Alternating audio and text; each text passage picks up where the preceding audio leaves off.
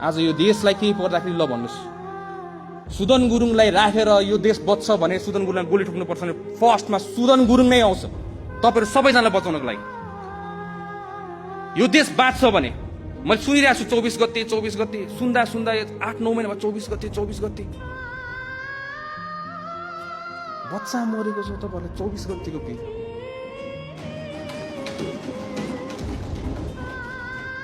कति कुरा नियम अहिले भनिरहेछ हाम्रो जेनजीको माग कति पुरा भएको छैन। त्यो नियम कानुन अड्काउने कसले बनाएको? हामीले बनाएको।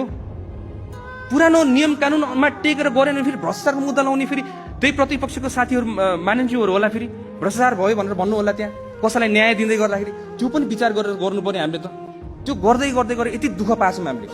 तर बट स्टिल आफ्नो देशको लागि यस्तो दुःख त 100,000 कुर्बान हो।